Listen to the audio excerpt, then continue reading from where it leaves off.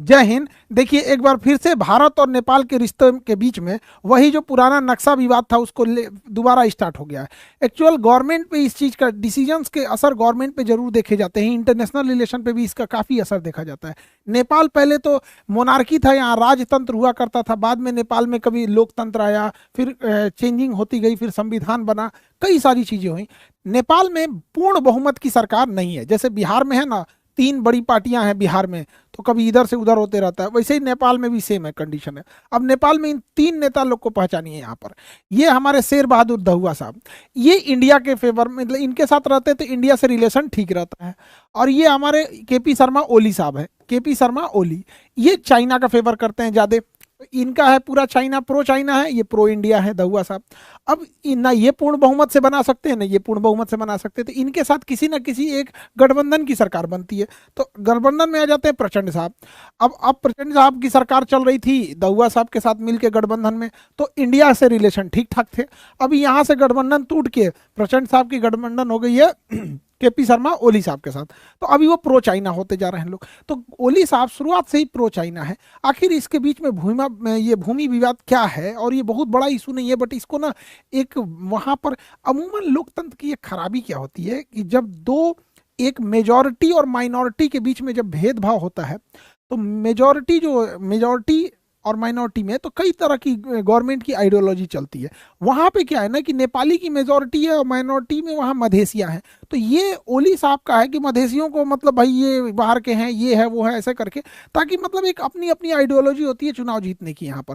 तो जैसे भारत में कभी जातिवाद काम करता है, कभी माइनॉरिटी मेजॉरिटी काम करता है, कभी क्षेत्रवाद काम करता है, तो जिसको जैसे मन उसी तरह से वो जीतना चाहते हैं। तो ओली साहब का क्या है कि एंटी इंडिया सेंटिमेंट से वो जीतना चाहते हैं। कई बार वो एक बार बोले थे कि इंडियन कोरोना ज़्यादा खतरनाक है, कभी बोलते हैं राम जी हमारे यहाँ जन्म लिए थे, कई ऐसी ऐसी उटपटा चीज़ें थी, काफ़ी दरारें आ गई थी रिश्ते। अभी मालदीव में देखिए मोइजू की सरकार आई है, बिना मतलब वो हल्ला कर रहा है वहाँ मोइजू कि इंडिया आउट। अभी वहाँ पे बहुत ज़्यादा दिक्कत है। तो हम लोग समझते हैं कि अंग्रेज जब थे तो वो नेपाल के साथ युद्ध किए और एंग्लो नेपाली युद्ध हुआ, और यह युद्ध की समाप्ति 1816 के सुगौली के संधि के द्वारा ये समाप्त हुआ था। अब ये संधि में क्या क्या चीज़ें थी इसको हम लोग समझ जाते हैं। देखिए, सुगौली की संधि में यह था कि डिसाइड किया गया कि पूरब साइड में मेची नदी जो होगी वो सीमा बनाएगी नेपाल की, यहाँ मेची नदी, और इस साइड में महाकाली नदी सीमा बनाएगी। सुगौली की संधि हो गई 1816 में। यहाँ पे ये सब चीज़ें तो ठीक था यहाँ पे, बट यहाँ एक ऐसा एरिया था जिसको लेकर नेपाल कहता है कि ये एरिया इस रेखा के उधर चला गया है, वो मेरा है यहाँ पर।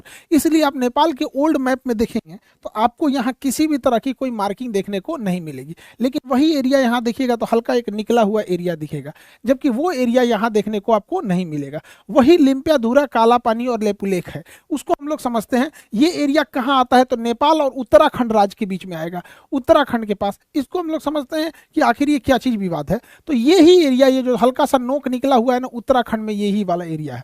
तो देखिए, ये उत्तराखंड का इधर हो गया, ये नेपाल हो गया। महाकाली नदी जो है वो दो धाराओं से मिलकर बनती है वहां पर। उसकी एक शाखा निकलती है लिम्पियाधुरा से, जो पतली शाखा है, ये सॉरी लेपुलेख से निकलती है जो पतली शाखा है, ये वाला शाखा पतली शाखा है। और इसी महाकाली नदी की एक शाखा निकलती है लिम्पियाधुरा से, और ये मिलके बना लेती है महाकाली नदी यहाँ पर मिलके।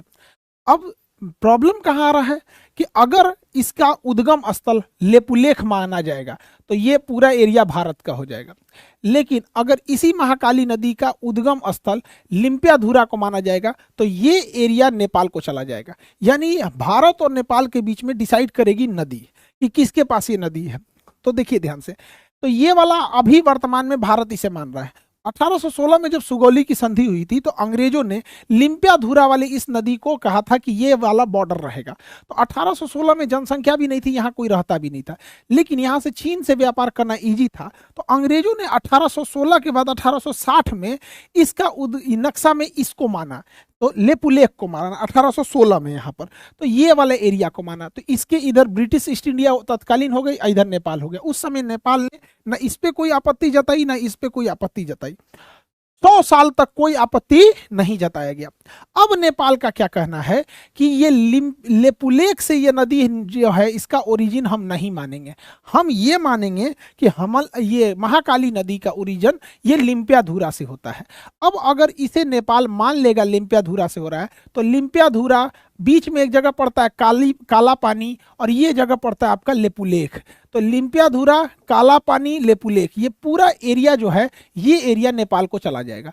अब इसको ओली साहब राष्ट्रीय मुद्दा बना के चुनाव में कुछ फायदा चाहते हैं। लोकतंत्र की एक ये खराबी हो जाती है ना कि इलेक्शन जो होता है, पार्टी पॉलिटिक्स हमेशा से देश के ऊपर में अनमेच्योर देशों में देखा गया। जैसे इंडिया में भी देखिएगा ना, तो इलेक्शन में ना 140 करोड़ लोग रहेंगे यहाँ पे भारत में, कोई तारीफ कर रहा है किसी एक पार्टी की, बुराई कर रहा है किसी एक पार्टी की। अरे यार, तुम लोकतंत्र में इसलिए बने हो, राजा हटा के इसलिए बनाया गया था कि अपनी बात पे रहो ना, कि कौन सी पार्टी ज्यादा स्कूल खुलवाई, किस पार्टी में यूनिवर्सिटीज ज्यादा ना।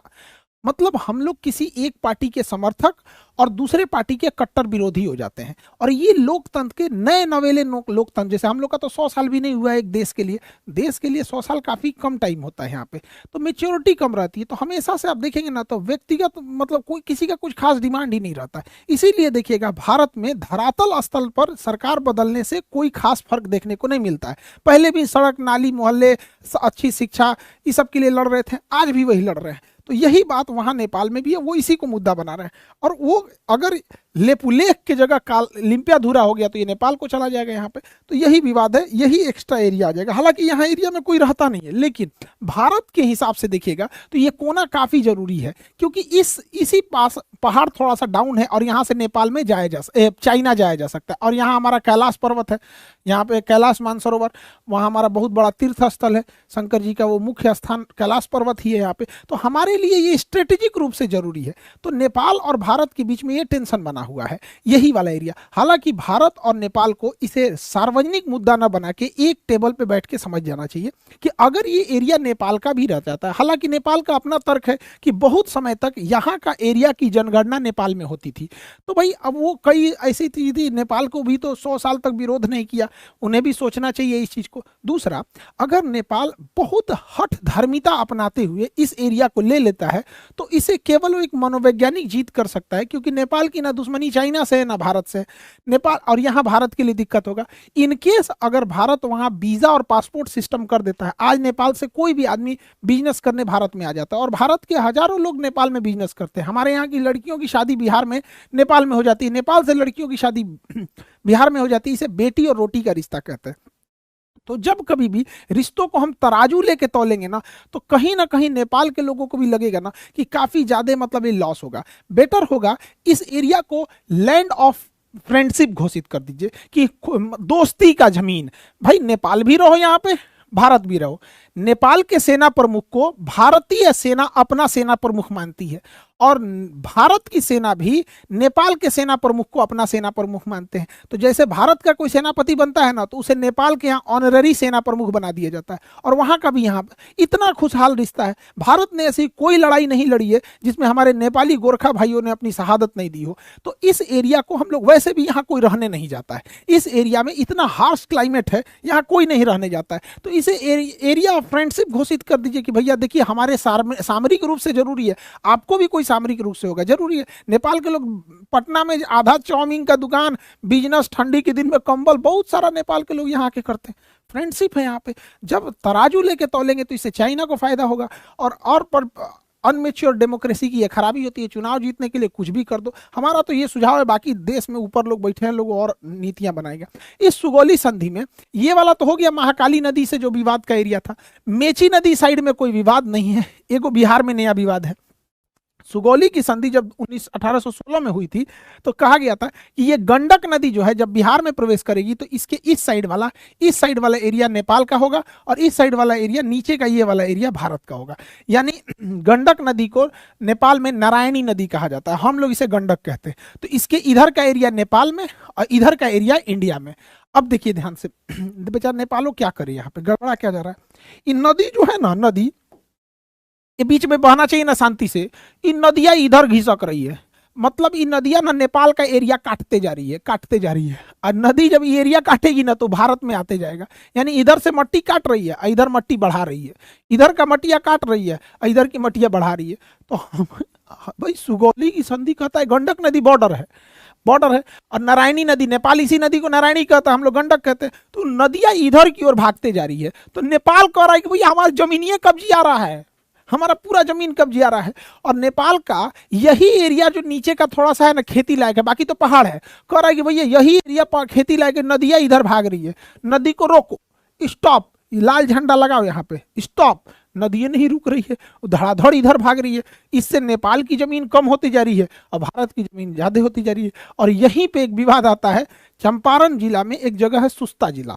तो इसमें क्या विवाद हो गया समझिए ध्यान से। 1816 के इसी सुगौली की संधि में सुस्ता भूमि विवाद क्या था कि इस नदी के नारायणी नदी हो गया, इसे वो लोग नारायणी नदी कहते हैं और हम लोग जीप और गंडक कहते हैं। तो नेपाल के लोग नारायणी नदी कहेंगे, हम लोग उसे गंडक नदी कहेंगे। यहाँ जो सुस्ता जगह था, एस से शॉर्टकट में लिख देते हैं सुस्ता, तो ये जगह सुस्ता था, ये नेपाल में आता था, नेपाल में था ये जगह सुस्ता। लेकिन हुआ क्या कि 50-60 साल बाद ये नदियां इधर घूमने लगी और घूमते घूमते ये नदी जो पहले इधर से जा रही थी वो घूमते घूमते घूमते घूमते इधर चल गई। अब भैया नेपाल तो उस पार होता है, तो एक समय था जब सुस्ता नदी इधर थी, वही सुस्ता शहर नेपाल में था। अब ये नदियां ऐसे घूम गई है, नदियां ऐसे घूम गई यहाँ पर। अब जब नदी ऐसे घूम गई तो सुस्ता वाला जगह आ गया भारत में। अब भारत का कहना है कि भाई तुम नदी उस पार ना हो, तू नेपाल कर रहा, नदियां घूम गई तो हम क्या करें यहाँ पे। भाई ये भी बात गड़बड़ है, जबकि सुस्ता जगह बहुत अच्छा खेती के लिए है यहाँ पर। तो ये दोनों के बीच में अभी विवाद है। हालांकि इसे मिल बैठ के अच्छे से समझा लेना चाहिए। नेपाल को इनडायरेक्टली भारत के वीजा से, लिबरल वीजा पॉलिसी से बहुत फायदा होता है और हम दोनों लोगों को लिए होता है। और इसमें अगर लॉस होगा किसी का तो नेपाल का ज़्यादा लॉस होगा, फायदा चाइना को होगा।